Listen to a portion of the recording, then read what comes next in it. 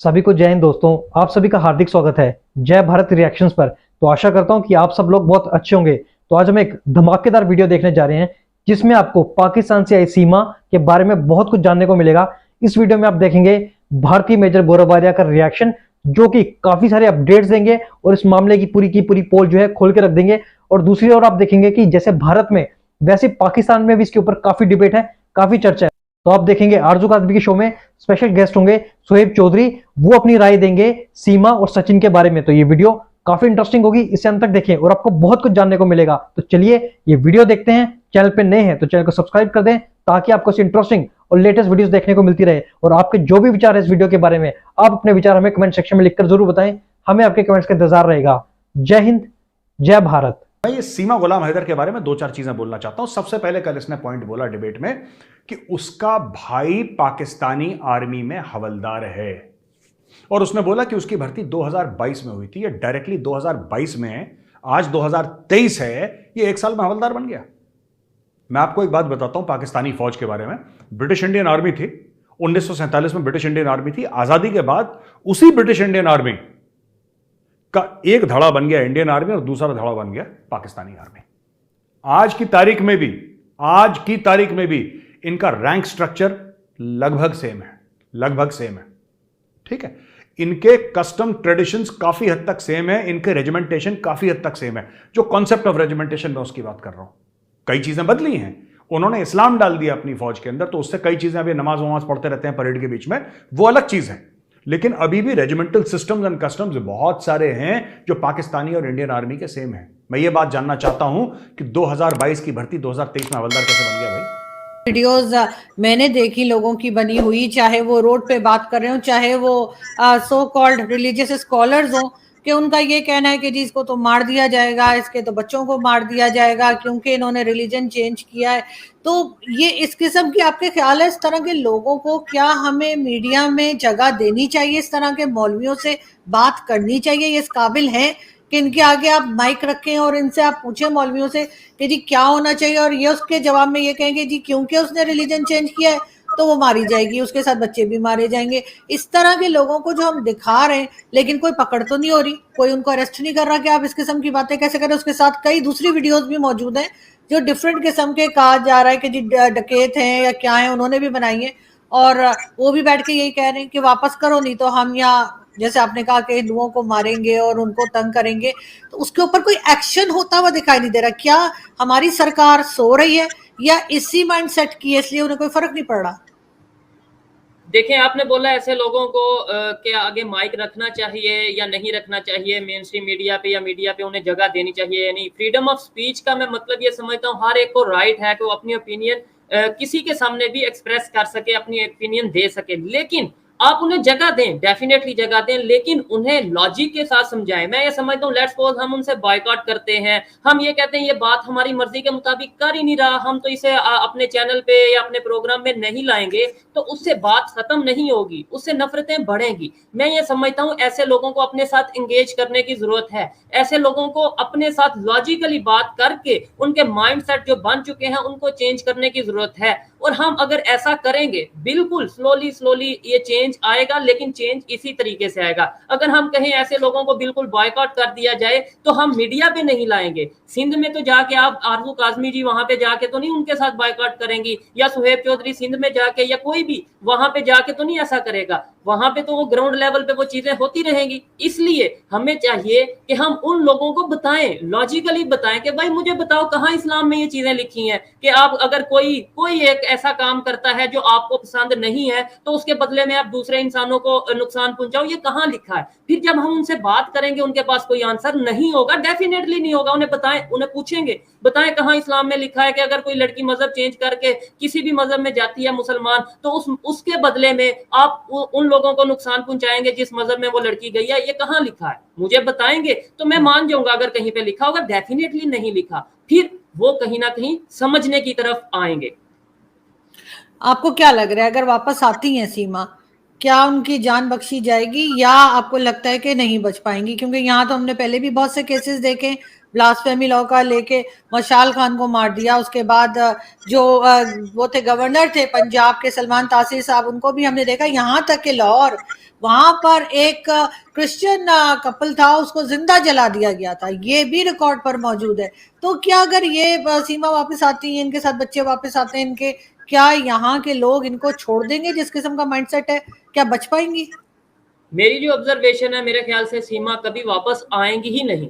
ये भी एक बहुत सवालिया निशान है कि क्या इंडिया वहां जगह देगा उन्हें, सीमा जी को वहां पे जगह देगा या नहीं देगा। लेकिन पाकिस्तान में वो नहीं आएंगे, वो किसी दूसरे कंट्री में चली जाएंगी। लेकिन पाकिस्तान में उनका आना, जो यहाँ पे कंडीशन है, और जिस तरीके से ये बात वायरल हुई है, जिस तरीके से ये पाकिस्तान के हर गली कूचे में बात की जा रही है कि यार वो एक लड़की है जो अपने 4 बच्चों के साथ इंडिया चली गई है। इंडिया जाना, अभी इवन मैं ये समझता हूँ इंडिया जाना ही छोटी बात नहीं है इस तरीके से कि भाई आपने इंडियन से शादी कर ली, ऊपर से आपने मजहब भी चेंज कर लिया। तो ये मतलब उसका वापस आना मेरे ख्याल से पॉसिबल नहीं है, और अगर आएगी तो बहुत सी मुश्किलात का सामना करना पड़ सकता है। Maybe government of Pakistan उन्हें प्रोटेक्शन दे, maybe government of Pakistan उनकी हिफाजत के लिए कुछ काम करे, लेकिन जो मेरी ऑब्जर्वेशन है उनका आना मुश्किल होगा, आएंगी तो भी मुश्किल होगा।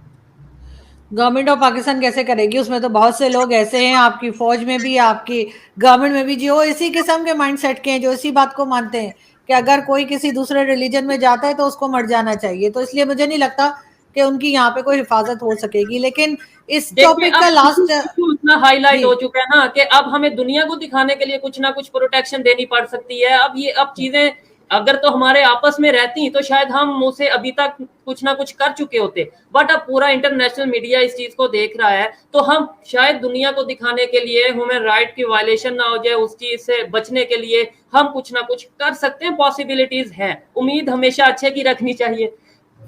हाँ खैर, उम्मीद तो रखनी चाहिए, लेकिन होता हुआ कुछ दिखाई नहीं दे रहा, क्योंकि इतने साल से जो हम देख रहे हैं तो चीजें जो हैं वो बद से बदतर हो रही हैं, बेहतर होती हुई फिलहाल दिखाई नहीं दे रही है कि नहीं।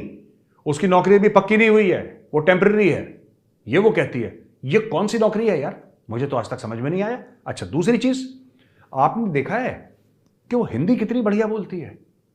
वो कहती है मैं बलूचिस्तान में रहती हूं, किसी भी शहर से 400-500 किलोमीटर दूर, कि कोई पता ही ना लगा पाए वो है कहां की। कौन जाएगा बलूचिस्तान के अंदर ढूंढने के लिए भाई। फिर कहती नहीं मैं कराची में रहती थी। अच्छा, अब मैं आपको एक बात बताता हूं, छोटी सी बात। वो हिंदी ऐसे बोलती है जैसे कोई भारतीय बोलता है। उर्दू और हिंदी बहुत मिलती जुलती है। अगर कोई उर्दू बोलेगा आप समझ सकते हैं, अगर कोई आप हिंदी बोलेंगे वो समझ सकते हैं, राइट, अगर पाकिस्तान में कोई है। लेकिन मैं आपको बात बताता हूं, जो ये शब्द इस्तेमाल करती है, मेरा भाई पाकिस्तानी सेना में है, इसने फौज नहीं बोला, इसने सेना बोला। सेना एक टिपिकल हिंदी वर्ड है। ऐसे ये आप जरा छोटा सा ही देखिए जरा किस तरीके से ये जो सीमा गुलाम हैदर है किस तरीके से बातचीत करती है, ये आप सुनिए जरा। पंडित ने हिंदू रीति रिवाजों से आपकी शादी करवाई, मुझे बताइए कि उस रीति रिवाज के बारे में आप पहले से कितना जानते थे? क्या हिंदू रीति रिवाजों के बारे में सचिन ने आपको बताया था पहले? बिल्कुल बताया था, 7 फेरों के बारे में। वैसे मैंने बहुत इंटरेस्ट रखा है इनकी मतलब धर्म में। मैं वहाँ रह के भी यहाँ की चीजें, नवरात्रि हो, करवा चौथ हो, होली हो, ये सब इनके मनाते थे हम दोनों साथ में। हाँ, इन्होंने मेरी एक ईद मनाई थी मेरे साथ, जब हमारी शुरू बात हुई थी तो इन्होंने एक व्हाइट सूट सिलवाया था। उसके बाद उन्होंने मेरे को ईद नहीं मनाई। हाँ, मैंने इनके हर त्योहार मनाए, वहाँ रह के भी मैं वर्ती भी रही हूँ। तो आपको ज्यादा बेहतर क्या लगा, भारत का कल्चर या पाकिस्तान का? अब मैं उस कल्चर की मतलब बुराई तो नहीं कर सकती सर, आपको पता है मीडिया है। बेहतर कौन सा लगा? यहाँ आके मुझे बहुत अच्छा लगता है और बहुत अच्छी फीलिंग आती है यहाँ पे।